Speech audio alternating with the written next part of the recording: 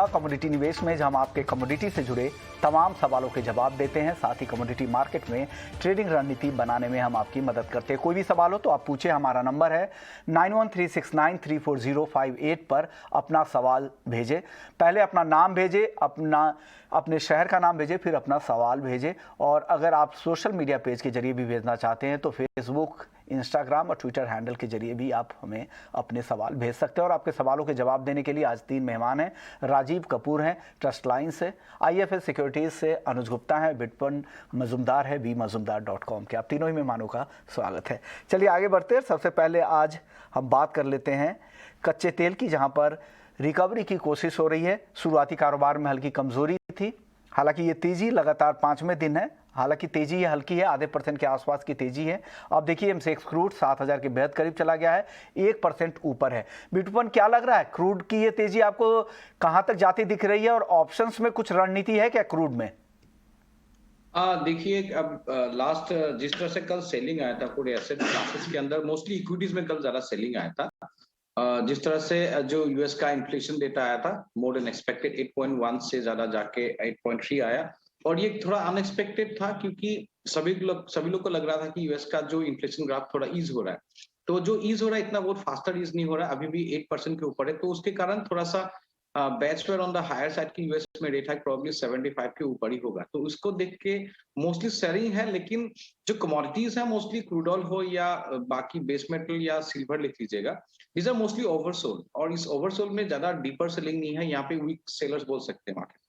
तो मुझे लग रहा है कि थोड़ा सा यहाँ पे रिकवरी पॉसिबल है। और एक इन्वर्टेड हेड एंड शोल्डर जैसा भी एक फॉर्मेशन है WTI में जो बन रहा था, तो थोड़ा मार्केट बेस आउट कर रहा है। और मुझे लग रहा है थोड़ा सा पुल बैक है। तो यहाँ पे अभी जो एक्सपायरी है, कल का जो क्रूड ऑयल का एक्सपायरी कॉन्ट्रैक्ट है, मुझे लग रहा है 6850 वाला जो पुट ऑप्शन है, थोड़े पुल बैक में उसको बेच के चल सकते हैं। और मुझे लग रहा है कि यहाँ पे मार्केट पॉजिटिव ही रहेगा। 6850 वाला probably we can go for a short. अभी 60 के आसपास से 85 90 ये सब रेंज में आता है तो सेल कर सकते हैं। 120 125 के ऊपर स्टॉप लॉस लाके probably will go for A target of around 10 to 20 by tomorrow. तो मेरे हिसाब से पुल बैक अभी मार्केट में रहेगा, ज्यादा डिक्लाइन भी नहीं है, थोड़ा पॉजिटिव सेंटीमेंट है। तो rather than buying A call, go for A put से। ओके, यानी पुट बेचने की सलाह है। 6850 से स्ट्राइक की, 80 के आसपास में बेचे, 60 के आसपास चल रहा है। टारगेट 15 का दे रहे हैं। चलिए अब आगे बढ़ते हैं और अब बात कर लेते हैं गोल्ड और सिल्वर को लेकर।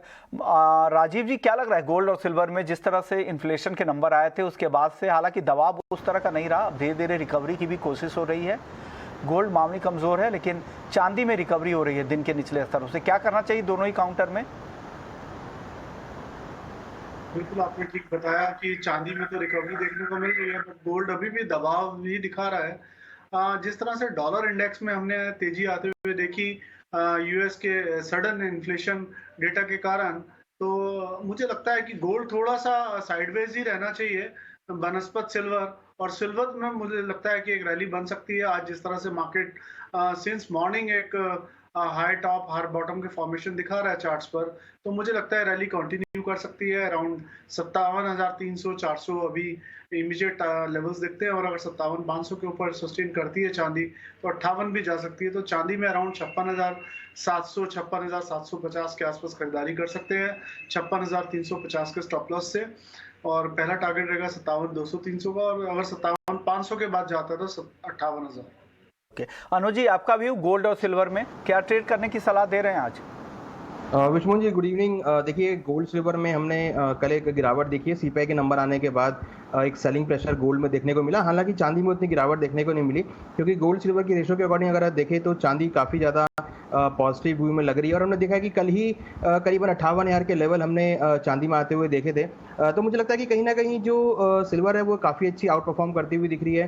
और अगर हम आज भी देखें तो मॉर्निंग से एक अपसाइड मोमेंटम में ट्रेड करता हुआ दिखाई दे रहा है। वहीं अगर हम गोल्ड की बात करें तो गोल्ड ऑलमोस्ट $1,700 के आसपास एक अच्छा सपोर्ट लेता हुआ दिखाई दे रहा है। तो कहीं ना कहीं हमें लगता है कि मार्केट इन्हीं लेवल्स के आसपास थोड़ा कंसोलिडेट हो सकता है। क्योंकि अब जो मेन मूवमेंट आएगा वो फेड की मीटिंग के बाद आएगा। तब तक हमें लगता है कि मार्केट थोड़ा कंसोलिडेट करेगा और लोअर लेवल पे हम यहाँ पे बाइंग इमर्ज होते हुए देखेंगे, क्योंकि जिस तरीके से हमने डॉलर इंडेक्स में हाईयर लेवल पे 110 111 के आसपास एक रेजिस्टेंस फेस होते हुए देखा है, तो एक्सपेक्टेड है कि मार्केट एक बार ओवरबॉट होने की वजह से डॉलर इंडेक्स में हम थोड़ी सी नरमी यहाँ देख सकते हैं, तो जिसका असर गोल्ड और सिल्वर पर रहेगा, जिसका एक प्रॉफिटेबल ट्रेड गोल्ड और सिल्वर में आता हुआ दिखाई देगा। तो हमारा कॉल यहाँ पर खरीदारी का रहेगा इंट्राडे पर्सपेक्टिव से। गोल्ड में करीबन 50,000 के आसपास खरीदारी कर सकते हैं with stick stop loss of 49,800। Target हमें लगता है कि 50,400 तक हो सकता है। इंटरनेशनल मार्केट में एक्सपेक्टेड है कि करीबन 1710 1715 डॉलर तक के लेवल आपको गोल्ड में देखने को मिल सकते हैं। सिल्वर में करीबन 56,600 के आसपास खरीदारी करें, 56,000 का स्टॉप लॉस लगाएं, टारगेट करीबन 57,400 तक हो सकता है। सिल्वर अभी भी देखें इंटरनेशनल मार्केट में तो $19.5 के आसपास ट्रेड कर रही है, जो कि एक सपोर्टिव जोन है। मुझे लगता है कि अभी चांदी में हम जल्दी ही यहाँ पर $20 तक के लेवल आते हुए देखेंगे, तो मार्केट थोड़ा सा इन लेवल से मुझे लगता है कंसोलिडेट करेगा, तो यहाँ पर बाइंग के मौके ढूंढने चाहिए लोअर लेवल्स पे। चलिए अब कुछ सवाल जवाब ले लेते हैं। पहले कॉलर हमारे साथ हैं, एसके बंसल है ग्वालियर से। क्रूड में क्या करना चाहिए? हालांकि ऑप्शंस की रणनीति बिटपूंजी की तरफ से थी कि क्रूड के पुट को आपको बेचना है 6850 के स्ट्राइक की।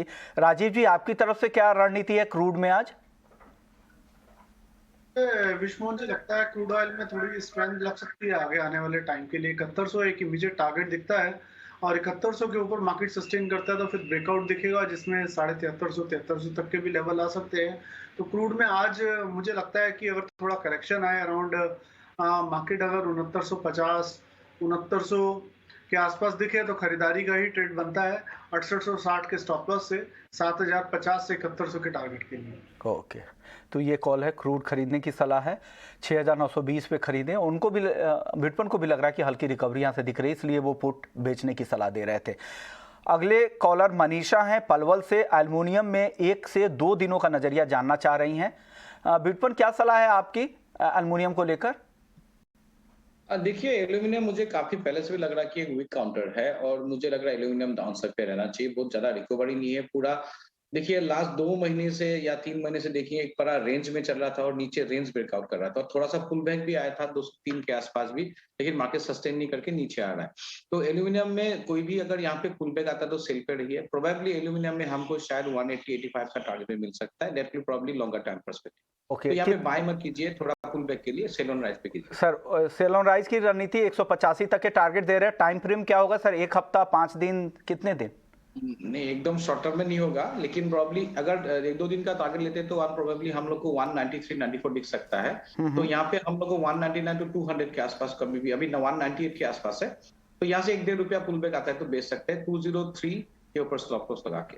ओके, 203 का पहला काम यही कीजिए कि स्टॉप लॉस लगा लीजिए। 1-2 रुपए ऊपर मिले तो आप इसे बेचें, और जो नियर टर्म 1 से 2 दिनों का जो टारगेट है वो 193 के आसपास आ सकता है। और आगे के टाइम फ्रेम के लिए कि नीचे की तरफ 185 भी आप इनको लग रहा है बिटकॉइन को, लेकिन जो भी ट्रेड करे बिना स्टॉप लॉस के नहीं करे। 203 का स्टॉप लॉस जरूर लगा ले ताकि आपको नुकसान नहीं हो। चलिए आगे बढ़ते हैं। अगले दर्शक है क्रिश हैं दिल्ली से। अनुज जी, कॉपर पर जाना चाह रहे हैं क्रिश की, क्या करना चाहिए? क्या सलाह है आपकी तरफ से कॉपर में? देखिए, कॉपर में हमें लगता है कि बाय ऑन डिप्स की स्ट्रेटेजी देखने को मिल सकती है। हमने पिछले 2 हफ्तों में एक अच्छी रिकवरी आते हुए देखी है, तो यहाँ पर खरीदारी का ही ट्रेड हमें लगता है कि देखने को मिल सकता है। थोड़ा डिप मिलता है 648 के आसपास, तो खरीदारी का ट्रेड ले सकते हैं। 642 का स्टॉप लॉस लगाएं, टारगेट 655 तक हो सकता है। एलएमई के अंदर अगर देखें तो वहाँ पे इन्वेंट्री ड्रॉडाउन हुई है, जिसे काफ़ी हद तक सपोर्ट आता हुआ दिखाई दे रहा है। तो मुझे लगता है कि बेस मेटल में कॉपर है जो कि थोड़ा सा पॉजिटिव ट्रेंड में है। यहाँ पर हमें लगता है कि बाय ऑन डिप्स अराउंड 648 के आसपास खरीदारी का ट्रेड बना सकते हैं। और एल्युमिनियम पर आपका व्यू क्या है? काफी कमजोर दिख रहा है अनुज जी।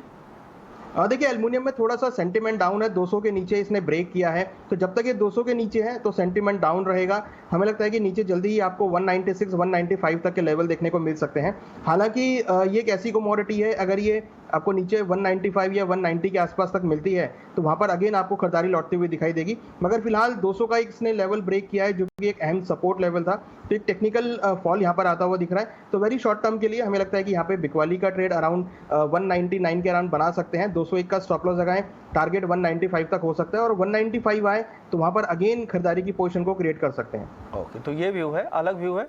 और बिटकॉइन को लग रहा है कि गिरावट और एक्सटेंड भी हो सकती है और इनको लग रहा है कि 195, लेकिन फिलहाल गिरावट का ही रुख है 1 से 2 दिनों के लिए। लेकिन दोनों जानकारों का जो स्टॉप लॉस का जो लेवल है 201 ही है, तो स्टॉप लॉस आप लगा लें, बिना स्टॉप लॉस के ट्रेड नहीं करें।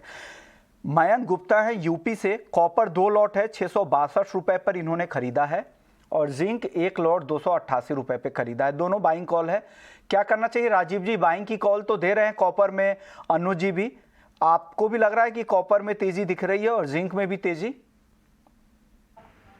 विश्वमोहन जी, कल तक देखिए कॉपर काफी स्ट्रेंथ भी दिखा रहा था बिफोर यूएस के जो सीपीआई के आंकड़े आए, और उसके बाद मार्केट ने एक बिल्कुल यू टर्न लिया बेस मेटल्स ने। कल की जिस तरह से क्लोजिंग हुई है वो थोड़ा अच्छी नहीं हुई है क्लोजिंग कॉपर की। मुझे लगता है कॉपर में थोड़ा और नीचे के स्तर भी देखने को मिल सकते हैं। पहला लेवल डेफिनेटली 648 है, जो अनुज जी ने भी बताया, वो एक सपोर्ट की तरह एक्ट कर सकता है, और 648 के नीचे अगर सस्टेन करती है मार्केट, देन मुझे लगता है कि हम नीचे में 35 640 भी देख सकते हैं। तो थोड़ा सा बुलिश रहना अभी अच्छा रणनीति नहीं लग रहा मुझे कॉपर में। मेरे ख्याल से इनको एक स्टॉप लॉस मेंटेन कर लेना चाहिए 648 से नीचे के। 648 एक सपोर्ट लेवल है, उसके नीचे का करे, अगर वो तोड़ता है तो और भी गिरावट आ सकती है, तो बेहतर होगा। अनुज जी ने भले ही खरीदारी की राय दी है, लेकिन वो एक अहम लेवल है 648 का पड़ाव, उस पड़ाव पर भी नजर रखिएगा। आपका कॉपर पर क्या व्यू है? बिट पर टेक्निकली कैसा लग रहा है कॉपर? नहीं, राजीव जी ने जो बताया वो सही बताया, क्योंकि जिस तरह से मार्केट में एक टॉप बना था 680, देखिए 680 और 670 में कोई बाइंग करता है तो that's the risky level actually somebody is taking, और उस लेवल के आसपास बाय नहीं करना चाहिए। तो फिलहाल के लिए जो आज है मोमेंटम थोड़ा सेलिंग पे है, लेकिन मुझे लग रहा है 648 तो लेवल है, लेकिन वो एरिया जो है 645 टू 648 का है।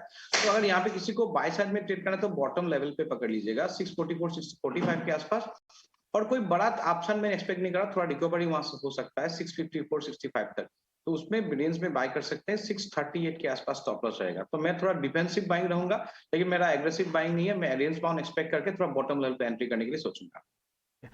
अगले दर्शक है सुगी श्री हैं, शामली से, जिंक है इनके पास 286 रुपए 70 पैसे पर खरीदा है।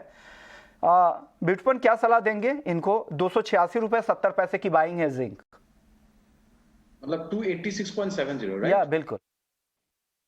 जिंक में तो इतना कुछ खास नहीं, लेकिन जिंक का क्या है ओवरऑल, अगर देखिए पर्सपेक्टिव डिपेंड करता है कि उनका क्या कहानी है, लेकिन जिंक 278 टू 275 का जो रेंज है डेल्टा क्रिटिकल रेंज, और वहां पे अगर होल्ड करता है तो जिंक में थोड़ा सा पॉजिटिविटी है, और यहाँ पे अगर ऊपर में 290 के ऊपर सस्टेन कर पाता है तभी तेजी आएगा। तो तब तक मार्केट अभी फिलहाल के लिए 292 और अभी फिलहाल चल रहा है आपका 284, तो 270 to 298 का रेंज है। बाइंग है तो अगर इनको थोड़ा पुल बैक मिलता है 284 के आसपास से अभी है, तो थोड़ा पुल बैक मिलता है तो मेरे हिसाब से एग्जिट बनता है, और स्टॉप लॉस मेंटेन कीजिए। अगर छोटा पोजीशन है तो स्टॉप लॉस 282 के नीचे लगा लीजिएगा, और प्रोबेबली मार्केट एक बार 286.50 जो इंट्राडे लेवल है उसको ब्रेक करेगा तो थोड़ा पुल बैक आएगा। तो ज्यादा बुलिश एक्सपेक्टेशन मत करें, थोड़ा सा स्टॉप लॉस लाके होल्ड कीजिएगा। ओके, चलिए अब आगे बढ़ते हैं, कुछ एग्री मार्केट की भी बात कर लेते हैं। सबसे पहले बात करेंगे एग्री मार्केट में खाने के तेल के इंपोर्ट की, क्योंकि जिस तरह से इंपोर्ट बढ़ते जा रहे हैं दाम घटने के साथ साथ, और खास करके पाम तेल का इंपोर्ट अगस्त के महीने में काफ़ी तेज़ी से बढ़ा है। उससे भी बड़ी चिंता है रिफाइंड ऑयल का इंपोर्ट का जो रेशियो है वो काफ़ी तेज़ी से शूट अप हुआ है। इसकी सबसे बड़ी वजह तो ये है कि इंडोनेशिया की तरफ से उन्होंने काफ़ी डिस्काउंट पर वहाँ से रिफाइंड तेल का एक्सपोर्ट तेजी से बढ़ा है रिफाइंड पाम तेल का, और वही वजह है कि रिफाइंड पाम तेल का एक्सपोर्ट का रेशियो वहाँ से बढ़ा है जो यहाँ पर हम इंपोर्ट बढ़ता जा रहा है। बीवी मेहता साहब है हमारे साथ, सॉल्वेंट एक्सट्रैक्टर एसोसिएशन के ईडी हैं। सर स्वागत है आपका ईटी नाउ स्वदेश पर। सर, रिफाइंड पाम तेल का इंपोर्ट जिस तेजी से बढ़ा है, क्या लग रहा है इससे घरेलू इंडस्ट्री को नुकसान होगा क्या? देखिए अभी लेवल कंट्रोल में है? नहीं, कंट्रोल आप अगर लास्ट ईयर के कंपेयर में आप जाए तो काफी बढ़ोतरी हुई है इंपोर्ट रिफाइंड ऑयल में।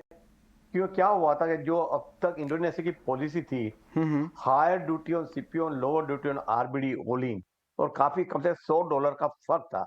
इसके वजह से अब तक 1 महीने के पहले की बात कर रहा हूँ, ज्यादा ओलिन वो लोग पुश कर रहे थे, मगर अभी एक्सपोर्ट ड्यूटी प्रैक्टिकली नहीं है, और $100 के नीचे आगे ले भी दोनों मिला के। इसके वजह से अभी वो इतना नहीं आएगा जितना पहले आ रहा था, एक एडवांटेज था उनको।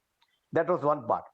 जहां तक इंडियन इंडस्ट्री इज कंसर्न, हम तो चाहे कि हमारा रॉ मटेरियल आए, हमारी कैपेसिटी यूटिलाइजेशन हार्डली 50% के कम है, तो डेफिनेटली रॉ मटेरियल डिजायरेबल, अभी भी डिफरेंस तो है, ड्यूटी डिफरेंस है, बट जो ड्यूटी डिफरेंस है वो काफी कम है।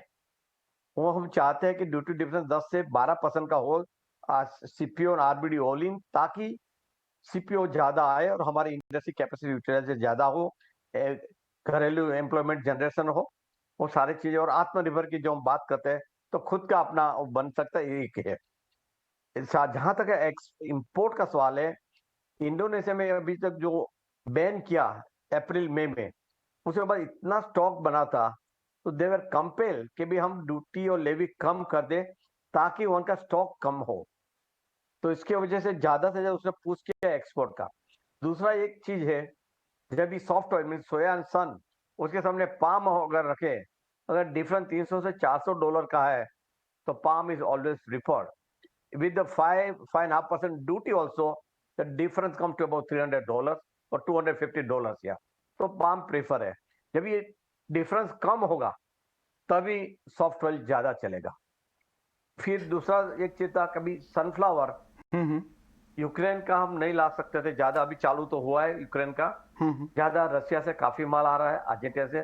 कोई सनफ्लावर में कोई शॉर्टेज नहीं है, जो हमको 1.5 लाख टन चाहिए इतना आ रहा है। ओके, तो उसके पे प्रॉब्लम नहीं है। ओके सर, यूक्रेन के जो नंबर दिख रहे हैं उससे लग तो नहीं रहा है कि बहुत ज़्यादा वहाँ पर पाबंदी है। 8.42 लाख टन अगर वहाँ से भी इंपोर्ट हुआ है पिछले 10 महीने में, तो ये नंबर खराब तो है नहीं ऐसे दौर में? नहीं, ऐसा था मार्च के पहले, ये जो नंबर दिख रहा है ना, पूरे मार्च महीने के पहले का है। Okay, before the conflict, November to March, जो 5 महीने में आया, मार्च तक आया। जो फरवरी में कॉन्फ्लिक्ट हुआ, बाद मार्च तक वो माल जो वहां से निकला तो आया है, वो रिफ्लेक्ट। अभी जो आ रहा है वो आया हो क्या आ रहा है, पोलैंड वहां से दूसरे कंट्री में, नेबरिंग कंट्री में जाके वहां से आ रहा है। हाँ जी। ओके, अब सर अगला सवाल होगा, जैसे इंडस्ट्री की आपने बात की कि इंडस्ट्री के लिए ड्यूटी डिफरेंस को और बढ़ाना चाहिए, 10-12% के तक लेकर जाना चाहिए, लेकिन किसानों की बात कर लेते हैं। अब अराइवल के टाइम जब भी आते हैं तो हम देखते हैं कि दाम लगातार कम होने लगते हैं। इस बार भी वही हो रहा है, कॉटन में भी देख रहे हैं उसी तरह की कहानी बन रही है। माहौल बनाया जाता है कि इस तरह से उत्पादन बहुत इस साल बहुत अच्छा रहने वाले हैं, सरकार का भी लग जाता है, उसके सपोर्ट में कई इंडस्ट्री भी आती हैं, कई एसोसिएशन भी आते हैं, लेकिन फिर वही उत्पादन का अनुमान वही लोग कम करते करते घटाते हैं। उनका रेंज इतना बड़ा होता है तो बोला कि नहीं हमने रेंज बताया था। क्या खाने के तेल में एक तो दाम पिछले साल बहुत ज्यादा थे, उसके बाद भी उस तरह की बुआई के नंबर देखिए पिछले साल के बराबर है, कई तेलों की बुआई तो पिछले साल से भी कम है, मूंगफली वगैरह ग्राउंडनट के। क्या लग रहा है, क्या फिर हम इंपोर्ट पर ही निर्भर रहेंगे या कुछ कम होगा या नहीं? इतनी निर्भरता तो बहुत ज्यादा नहीं, और इतनी कोशिश, एडिबल ऑयल मिशन, इतना सब कुछ हो रहा है कई सालों से, कुछ दिख तो नहीं रहा है सर ग्राउंड पर? जो आप बोल रहे सच है, हमारी डिपेंडेंसी आज भी 60-65% पे ही चल रही है। हम बात आत्मनिर्भर करते हैं, ऑयल सीड डेवलपमेंट प्रोग्राम की कर रहे हैं। और आप देखें एकरेज लास्ट ईयर था, इतने एकरेज हुआ है, मूंगफली में एकरेज कम हुआ है। वो सोयाबीन में जो मेन क्रॉप है सोयाबीन और मूंगफली, सोयाबीन में लास्ट ईयर जो था इतना ही एरिया रहा है, about 12 मिलियन के। यहाँ तक का क्रॉप का नंबर है कि, और प्राइस के जो आपने बताया, पहले तो ये बता दो, आज सोयाबीन जो 8,000 पे चल रहा था, आज जो कल था उसमें 5,300 रुपए पर क्विंटल है। एमएसपी है 4,300। बिल्कुल। और जैसा भी क्रॉप की सिचुएशन अच्छी है, अक्टूबर, मिडल ऑफ अक्टूबर से अराइवल पीक हो जाएगी। तो क्या होगा, देयर आर टू प्रेशर, एक तो इंटरेस्ट प्राइस गिर रही है तो उनका भी प्रेशर है, दूसरा जिसके पास स्टॉक पड़ा है, और जो मार्केट में तो अलग अलग रिव्यू आता है कि भाई स्टॉक 10 लाख, कोई 15 लाख, कोई 20 लाख तक बोलते हैं, तो जो भी है बड़े नंबर का स्टॉक पड़ा है, उनको लोग भी ऐसा लगता है कि इतना बड़ा क्रॉप आ रहा है तो और भाव टूटेगा, तो वो भी अभी आजकल मार्केट में बेच रहे हैं। उसकी वजह से क्या हो रहा है, इंटरेस्ट प्राइस नीचे रही है, मार्केट में लोकल से अवेलेबिलिटी बढ़ रही है, सोयाबीन की बेच रहे हैं, उसके वजह से प्राइस और नीचे जा सकती है, and that's a cause of concern. अगर नॉर्मली एमएसपी पे 20-30% ज्यादा किसान को मिलता है, आज 4,300 है, तो 5,000 रुपया पर क्विंटल मिनिमम मिलना चाहिए। मगर किसान ने जो लास्ट ईयर 8,000, 9,000, 10,000 रुपया देखे क्विंटल का, वो भी स्वीकारेंगे नहीं। अगर 2 साल एक लास्ट ईयर निकाल देता तो स्वीकार लेता था, कि चलो अच्छा भाव मिल रहा है, 5-5.5 मिल रहा है, कंफर्टेबल है। सर रिटेल में भी तो फायदा दिख नहीं रहा है, भाव जिस तरह से कम हो रहे हैं, आप सी की तरफ से जो आपकी रिपोर्ट थी उसी रिपोर्ट के हिसाब से दाम तो काफी आते हुए दिख रहे हैं, काफी कम हो गए हैं। लेकिन आज ही मैंने ऑनलाइन खरीदा है खाने का तेल, मैं खुद बुक करता हूँ, खुद शॉपिंग करता हूँ, और मैं खुद को स्मार्ट बायर भी मानता हूँ कि अलग अलग वेबसाइट से मैं कंपेयर करके ही ऑनलाइन खरीदता हूँ। लेकिन मुझे पिछले 1 महीने में कोई भी फर्क नहीं दिखा मुझे खरीदने में। नहीं, आपने अच्छी ब्रांड ली हो तो भाव गिरे हुए हैं। देखिए इंटरेस्ट प्राइस अगर हम देखें तो पाम ऑयल आधा हो गया, जो मई महीने में $1900 के करीब था, अभी 900 $950 है। सेम वे सनफ्लावर और सोया में सन जो $2100 पे पहुंचा था, अभी 1350 या तो $1400 चल रहा है। सोयाबीन 1800-1900 अभी तक, उसमें भी $500-600 गिरावट है। पाम में $900 गिरावट है। और सामने अगर आप लोकल प्राइस, होलसेल प्राइस में बात कर रहा हूँ, होलसेल प्राइस में भी पाम कम से 65,000 नीचे गिरा है। बाकी के तेल कोई 40,000 50, मतलब काफी गिरा हुआ है और उसकी इंपैक्ट नीचे आ रही है, बट इट टेक्स टाइम्स। अगर आप चाहे कि आज भाव गिरे और कल भाव, ऐसा नहीं होता है। और एक चीज और भी है, रिटेलर भी थोड़ा, उसके पास हाई एमआरपी का माल है तो ज्यादा पहला वो पुश करेंगे, हो सकता है एमआरपी। हालांकि अब तक रिटेल में आप जो बोल रहे हैं सही है, मगर आप जो आपने मई महीने में माल लिया था आपने, अगर आपने परचेस किया और उसके साथ आपने कंपेयर किया ना, उसमें तो काफी नीचे भाव डेफिनेटली आया है, उससे तो काफी नीचे आया है। लेकिन अभी भी भाव जो लगातार गिर रहे हैं, 15 से 20 दिनों में कोई फर्क मुझे नहीं दिख रहा है रिटेल में। परकोलेशन टेक्स 15 to 20 डेज, सब तक 1 महीना लगता है। जिसके पास स्टॉक पड़ा है ना, हायर एमआरपी तो हायर एमआरपी, जब नया स्टॉक में जो फैक्ट्री से निकलता है, द लोअर एमआरपी वो पहुंचेगा तो नॉर्मली भाव गिरते हैं, उसकी इंपैक्ट 15-20 दिन लगती है। Okay, I am sure. और फेस्टिवल में इतना अभी जो आप स्टॉक का नंबर देखे, या तो अराइवल इंपोर्ट का अराइवल देखे, अपना लोकल स्टॉक देखे और मार्केट, तो डेफिनेटली प्राइस और गिरने वाली है। अगर अगले 15 दिन के बाद फिर से आप जब मस्टर्ड ऑयल या तो जो भी ऑयल लेंगे तो definitely you will get a save. पर एक चीज और है, I am talking wholesale price. Okay, branded में अलग अलग ब्रांड का 5-10-15 रुपए का डिफरेंस रहता है। बिल्कुल बिल्कुल सही बात है। अच्छी ब्रांड लेके जाएंगे तो इससे क्वालिटी है, क्वालिटी एश्योरेंस है। ओके, चलिए, तो उसके थोड़ा महंगा रहता है, पर ऑर्डिनरी ब्रांड जो ब्रांड नहीं है, लेबलिंग में तो बोलूं, वो तो काफी सस्ते हुए। ओके, चलिए सर, अब आगे बढ़ते हैं। अब एक सवाल है वायदा बैन को लेकर, क्योंकि खाने के तेल के भी वायदा बैन हुए थे, सरसों मस्टर्ड सीड्स के हो या सोया तेल के हो या क्रूड पाम तेल के।